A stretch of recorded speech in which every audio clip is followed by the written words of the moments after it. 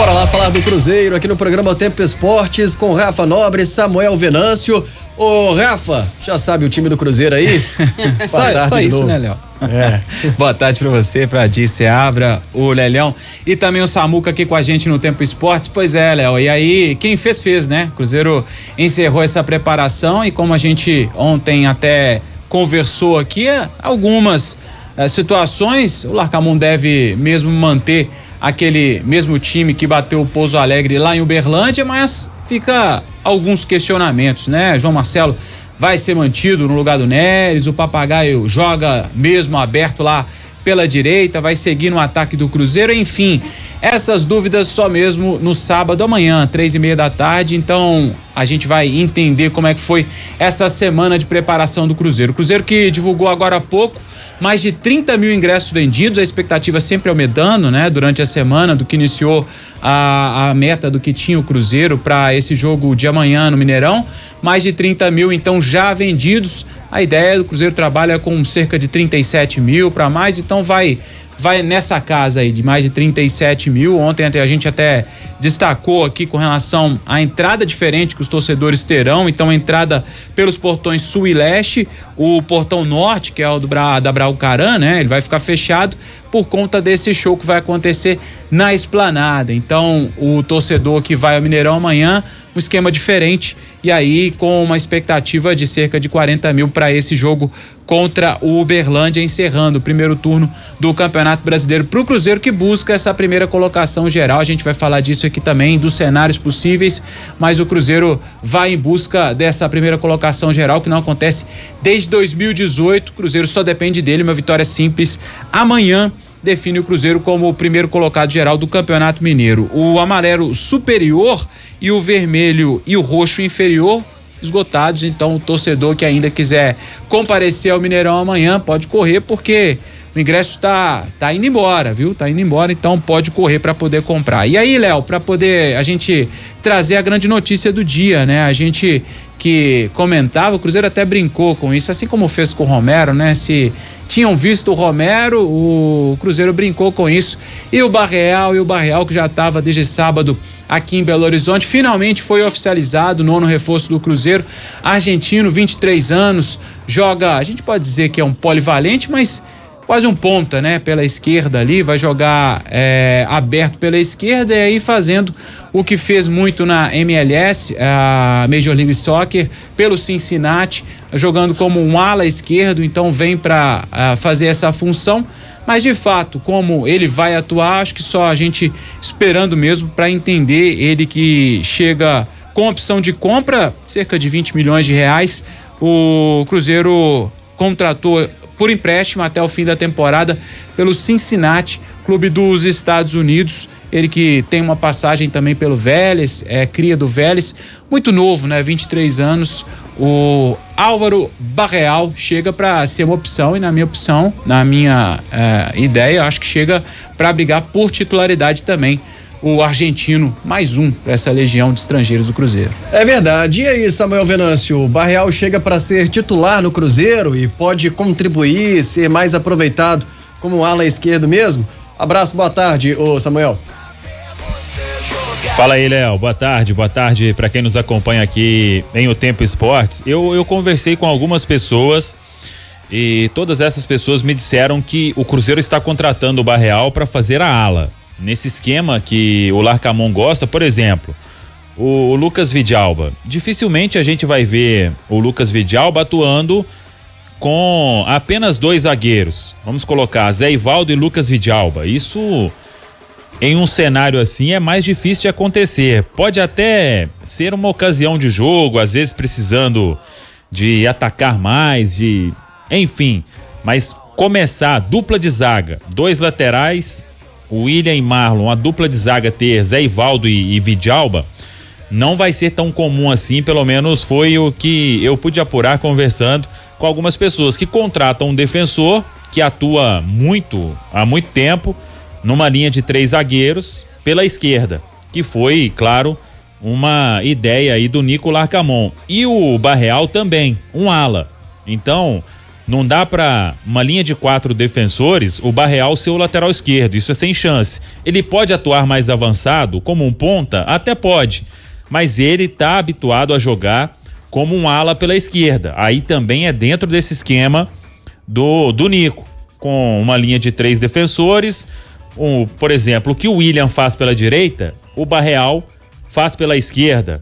E a ideia inicial é essa, tanto que o Cruzeiro ainda segue no mercado buscando um jogador para lado de campo. Para o lado esquerdo, o Cruzeiro tem, aliás, todas as opções do Cruzeiro.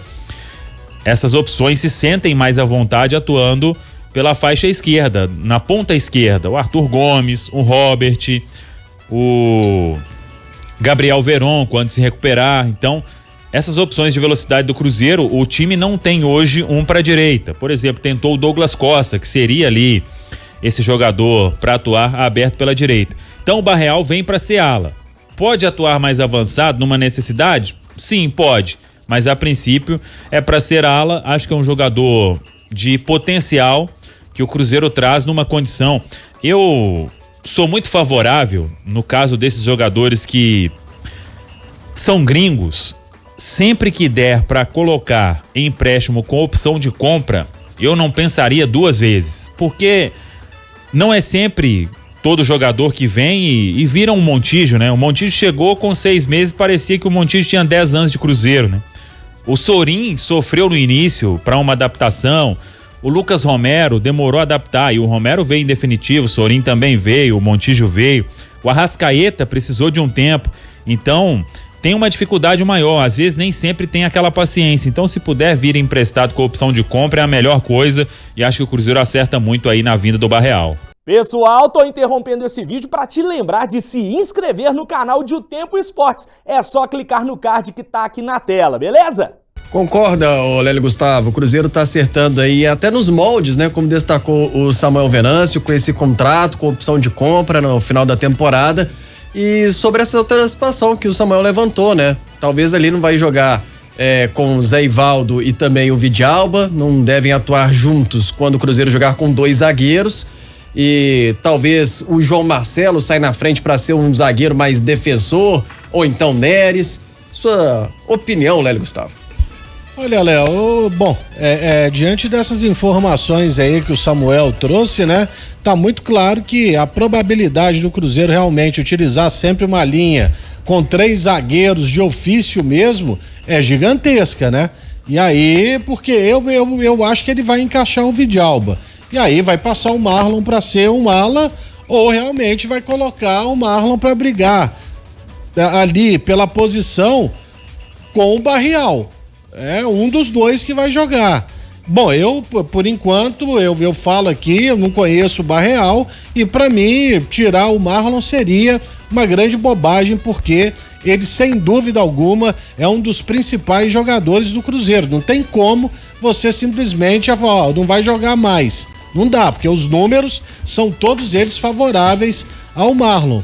Mas a política de contratação ela é muito correta, né? Hoje o Cruzeiro, ele é uma empresa, então não fica jogando dinheiro pela janela. Primeiro o camarada vem, mas vamos colocar aquela cláusula aí que a gente vai ter a opção de compra, vai ter a prioridade de compra, vamos, e aí, se realmente for um jogador acima da média, jogar e merecer ser contratado, certamente o Cruzeiro vai estudar essa possibilidade e aí pode exercer o tão famoso direito de compra dos direitos econômicos e federativos, Léo Campos.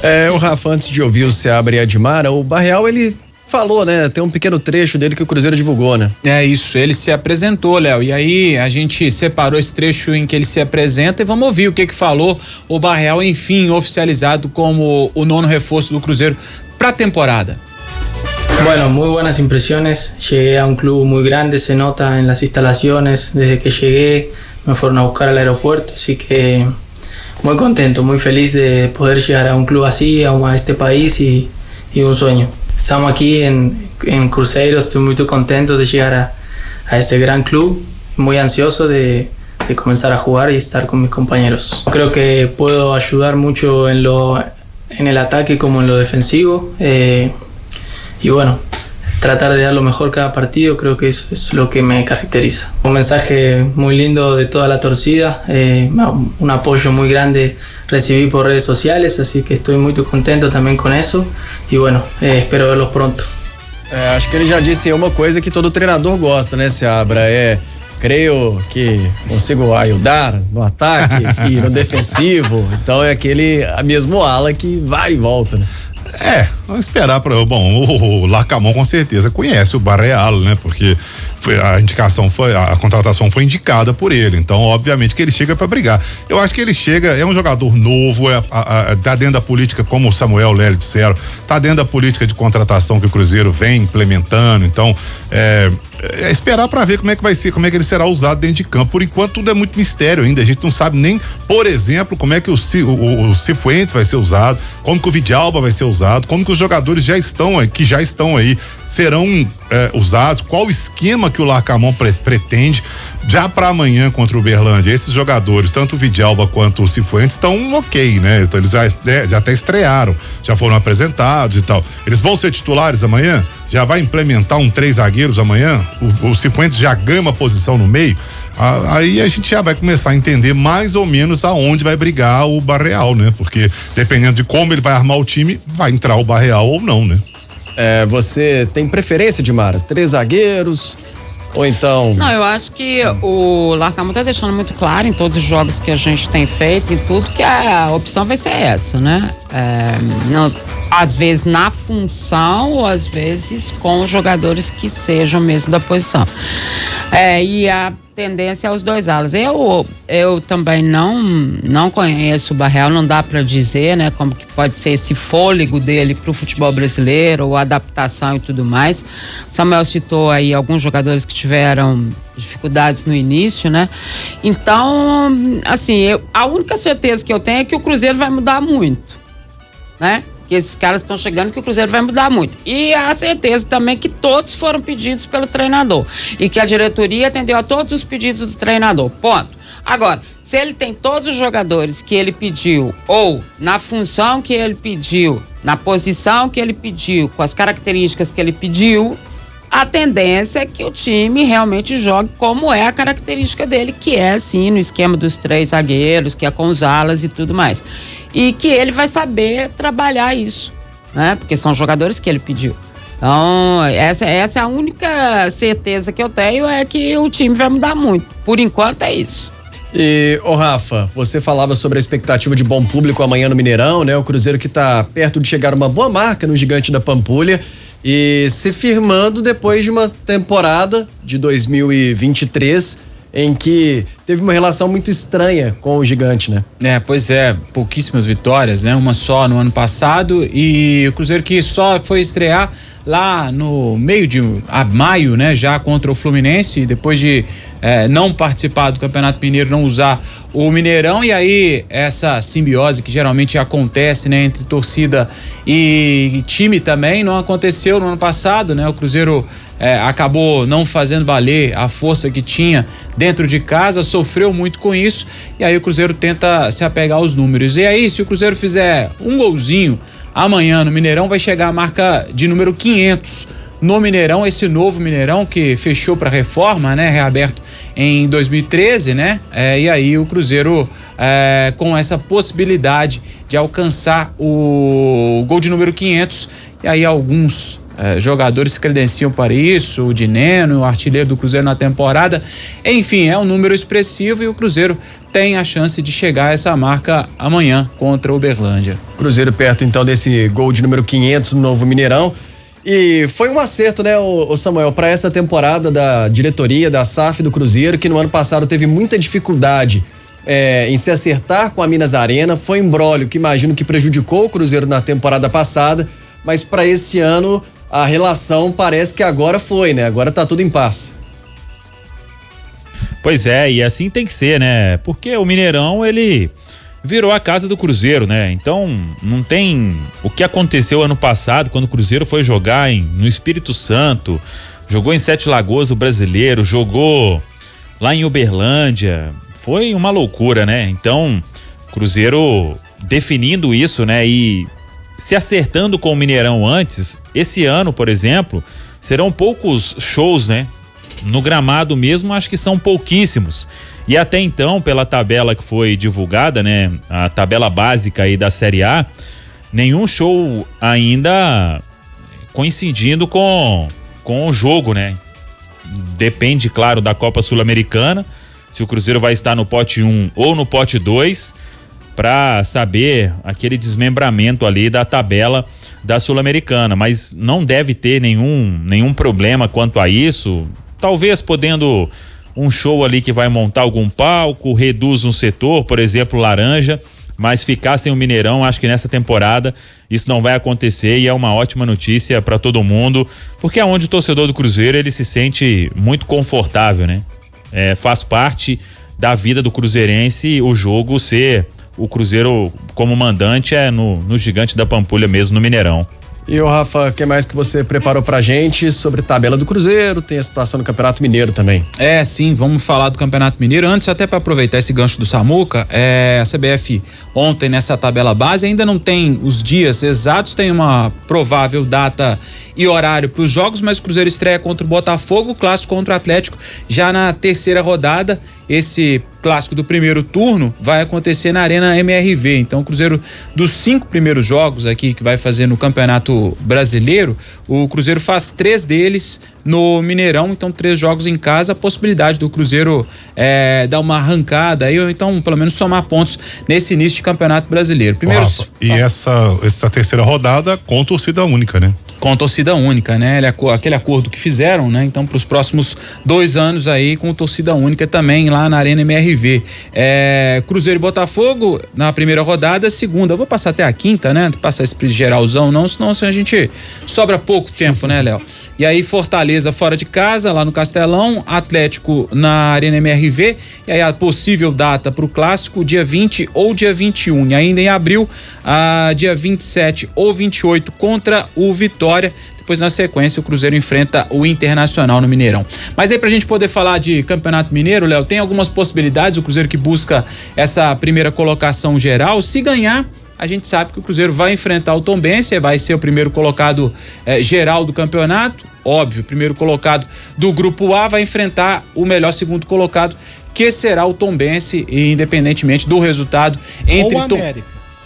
Não, o América vai ser o primeiro geral. Verdade, porque o Tombense é do grupo do Cruzeiro. Isso. É confusão. É estranho. Tem hora que eu esqueço que o Tombense é do grupo do Cruzeiro. Lélio, a gente tava conversando ali, a gente tá assim, a possibilidade de ter um clássico qual é? E aí a gente fica pensando, porque realmente é confuso, né? E tem algumas coisas, como o Seabra levantou aqui no início do programa, de que tem algo contraditório aí, porque quando você avalia na parte de baixo do campeonato é a pontuação geral, né? Os 3 piores colocados numa pontuação geral vão disputar esse triangular da morte. Mas pra parte de cima já não a vantagem pra semifinal. Tombense a gente sabe que geral. Exatamente. O Tombense vai ter uma pontuação melhor que o do Atlético nesse primeiro turno, né? Então assim, só por aí já é um pouco estranho, né? Então o Cruzeiro vencendo, o Cruzeiro vai enfrentar o Tombense, sabe que vai enfrentar independentemente do resultado entre Tombense e América. Se o Cruzeiro não vencer, aí vai depender do resultado entre Tombense e América, que vão se enfrentar lá em Tombos. Se o Tombense vencer, o Tombense passa a ser o primeiro colocado geral. Olha que engraçado, né? O Tombense pode ser o segundo colocado geral ou o primeiro colocado geral, dependendo do resultado do Cruzeiro. Então, se o Cruzeiro não vencer, o Tombense, que tem 15 pontos, vai a 18, e aí ultrapassa o Cruzeiro, vai ser o primeiro colocado geral, enfrenta o Cruzeiro, e aí com a vantagem.